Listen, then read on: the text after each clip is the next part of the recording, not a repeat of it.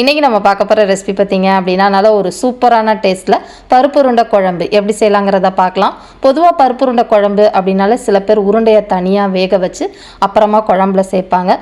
சில பேருக்கு வந்து டைரெக்டாக போடுறப்ப ரொம்ப ஹார்டாகவும் சம்டைம்ஸ் கரைஞ்சும் போயிடும். அந்த மாதிரி இல்லாமல் பக்குவமான கன்சிஸ்டன்சிலையும் பருப்பு உருண்டைகள் நல்லா சாஃப்டாகவும் இருக்கும். உடஞ்சி போகாமல் எப்படி செய்யணும் அப்படிங்கிறத டீட்டெயில்டாக இந்த வீடியோவில் கொடுத்துருக்குறாங்க. ஸோ வீடியோவை ஸ்கிப் பண்ணாமல் பார்த்து தெரிஞ்சுக்கோங்க. இப்போ வாங்க இந்த குழம்பு எப்படி செய்யலாங்கிறத பார்க்கலாம். Hello friends, welcome to Gomathi's kitchen. Gomathi's கிச்சனை சப்ஸ்கிரைப் பண்ணாதவங்க சப்ஸ்கிரைப் பட்டனை ப்ரெஸ் பண்ணிக்கோங்க. உடனுக்குடனே அப்டேட் வேணும் அப்படின்னா பக்கத்தில் இருக்க பெல் பட்டனில் ஆல்ங்கிற ஆப்ஷனை மறக்காமல் ப்ரெஸ் பண்ணி வச்சுக்கோங்க. இப்போ இந்த குழம்பு செய்கிறதுக்கு பருப்பு உருண்டைக்கு நம்ம பருப்பு ஊற வைக்கணும். இதுக்காக நான் இன்றைக்கி எடுத்துருக்கிறது மெஷரிங் கப்பில் 1 கப் அளவுக்கு கடலைப்பருப்பு சேர்த்துக்கோங்க. எடுத்த கப்லேயே 1/2 கப் அளவுக்கு துவரம் பருப்பும் சேர்த்துக்கோங்க. கடலைப்பருப்பு துவரம் பருப்பு சேர்த்து செய்கிறப்ப அந்த வாசனையும் நல்லாயிருக்கும்.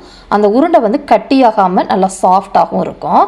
இப்போ நான் செஞ்சுருக்கிறதுன்னு பார்த்தீங்கன்னா குறைஞ்சது ஒரு 5லேருந்து 8 பேர் நீங்கள் தாராளமாக 2 வேளை சாப்பிடலாம். இதை நல்லா கழுவிட்டு ஒரு 1.5 மணி நேரம் ஊற வச்சுக்கோங்க. இப்போ பார்த்தீங்கன்னா கிட்டத்தட்ட 1.5 மணி நேரத்துக்கு மேலேயே ஊறிடுச்சு. பருப்பு நல்லா இந்த அளவுக்கு ஊறினதுக்கு அப்புறமா ஊறின தண்ணியை நல்லா கழுவிட்டு கீழே ஊற்றிடுங்க. அதே மாதிரி இன்னும் கொஞ்சம் தண்ணி ஊற்றி 2 தடவை கீழே ஊற்றிட்டிங்கன்னா அந்த பருப்புனால நமக்கு அந்த வாயு பிரச்சனை இல்லாமல் இருக்கும்.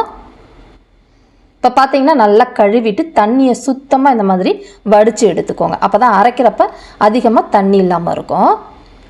நான் பருப்பு ஊற வைக்கிறப்ப புளியும் ஊற வச்சுட்டேங்க.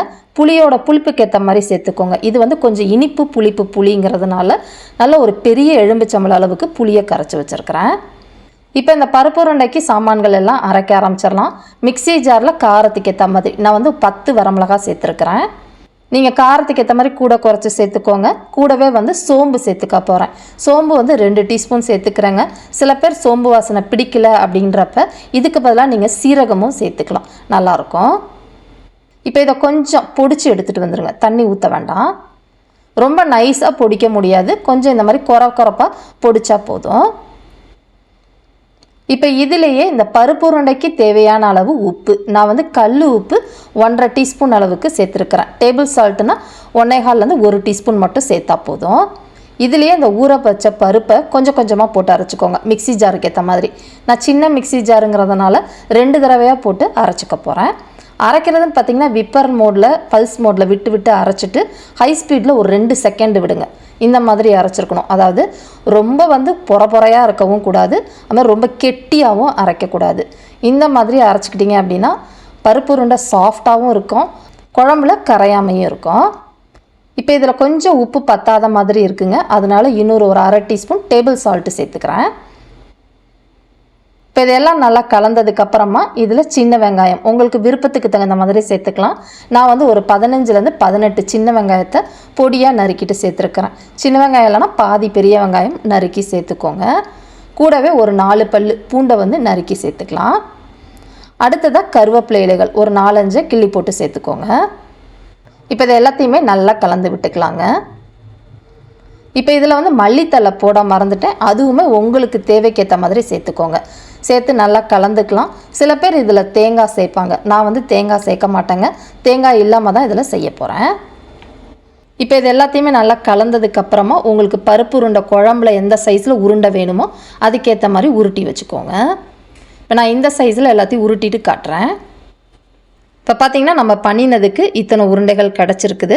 இப்போ இதை எடுத்து வச்சுட்டு புளி தண்ணியை கரைச்சி வச்சுக்கலாம். இப்போ என்னோட புளி வந்து கொஞ்சம் இனிப்பு புளிப்பு கலந்த புளியாக இருக்கிறதுனால கொஞ்சம் ஜாஸ்தியாக இருக்கிற மாதிரி இருக்குங்க. உங்கள் புளிப்புக்கு ஏற்ற மாதிரி, அதாவது புளியோட புளிப்புக்கு ஏற்ற மாதிரி புளியோட அளவை கூட குறைச்சி சேர்த்துக்கோங்க. அதனால ஒரு 2-3 தடவை கரைச்சிட்டு சேர்த்துக்கலாம். இப்போ இந்த புளி கரைச்சதுக்கப்புறமா இதில் கிட்டத்தட்ட 2 லிட்டர் அளவுக்கு தண்ணி இந்த குழம்புக்கு மொத்தமாகவே தேவைப்படும்.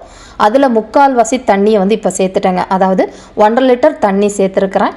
இதிலே கொஞ்சமாக கருவேப்பிலை கொத்தமல்லி இலைகளையும் கிள்ளி போட்டு இதை ரெடியாக தனியாக எடுத்து வச்சுருங்க. இப்போ நம்ம குழம்பு செய்ய ஆரம்பிச்சிடலாம். இப்போ குழம்பு செய்கிறதுக்கு ஒரு சட்டியில் நல்லா ஒரு 3 டீஸ்பூன் அளவுக்கு எண்ணெய் சேர்த்துருக்கிறேன். எண்ணெய் காஞ்சதுக்கப்புறமா இதில் தாளிக்கிறதுக்காக கறி வடகம் இல்லை வெங்காய வடகம் சொல்லுவாங்க இல்லையா, அது வந்து கொஞ்சமாக சேர்த்துருக்குறேன். இது இல்லாத பட்சத்தில் 1 டீஸ்பூன் கடுகும் 1/2 டீஸ்பூன் வெந்தயம் கூட போட்டுக்கலாம், நல்லாயிருக்கும். கூடவே கொஞ்சமாக கருவேப்பிலை இலைகளையும் ஒரு 20 சின்ன வெங்காயத்தையும் நறுக்கி சேர்த்துருக்குறேன். சின்ன வெங்காயம் இல்லைன்னா பெரிய வெங்காயம் கூட சேர்த்துக்கோங்க. இதுலேயே ஒரு 8 பல்லு பூண்டையும் நறுக்கி சேர்த்து நல்லா வதக்கி விடுங்க.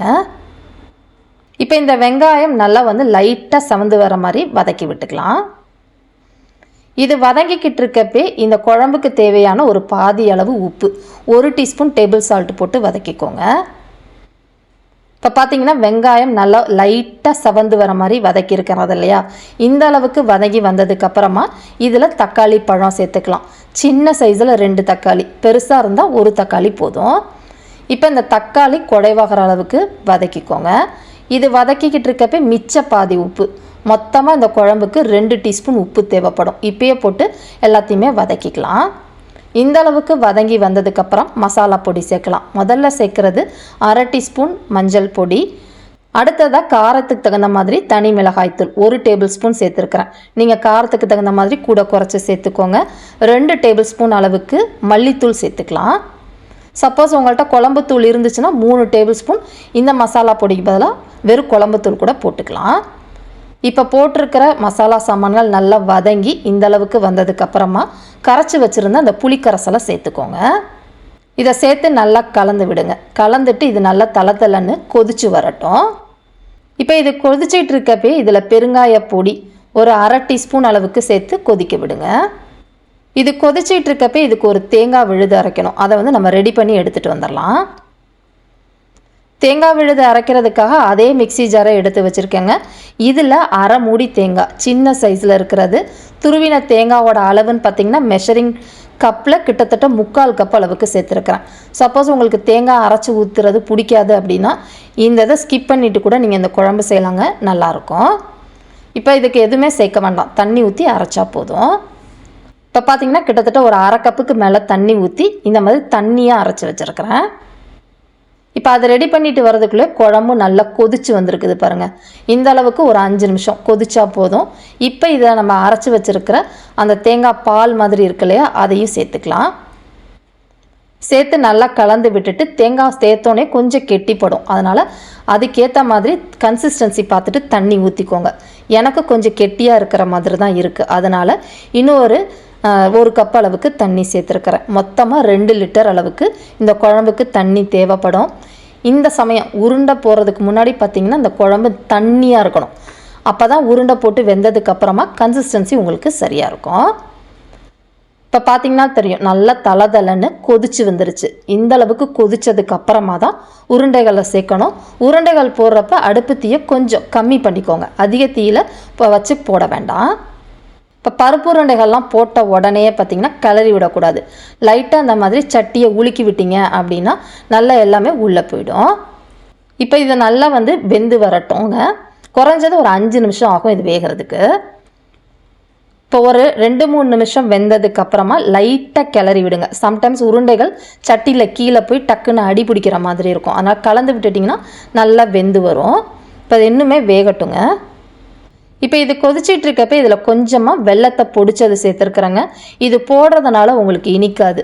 இதில் போட்டிருக்கிற காரம், புளியோட புளிப்பு இதெல்லாம் பேலன்ஸ் பண்ணி உங்களுக்கு சுவையை அதிகப்படுத்தி கொடுக்கும். இது வேணான்னா நீங்கள் தாராளமாக ஸ்கிப் பண்ணிக்கலாம். இப்போ பார்த்திங்கன்னா குழம்புலாம் கொதித்து அந்த உருண்டைகள்லாம் மிதக்க ஆரம்பிக்குது பாருங்கள். இந்த மாதிரி மிதந்துச்சுனாலே பருப்பு உருண்டைகள் வெந்துருச்சுன்னு அர்த்தம். கரெக்டாக பார்த்திங்கன்னா ஒரு 6-7 நிமிஷம் ஆகும் இது வேகிறதுக்கு. பொடியாக நறுக்கின கொத்தமல்லி இலைகளை சேர்த்து நல்லா கலந்து விட்டுற வேண்டியதான். நல்ல ஒரு சூப்பரான பருப்பு உருண்டை குழம்பு ரெடி ஆகிடுச்சு.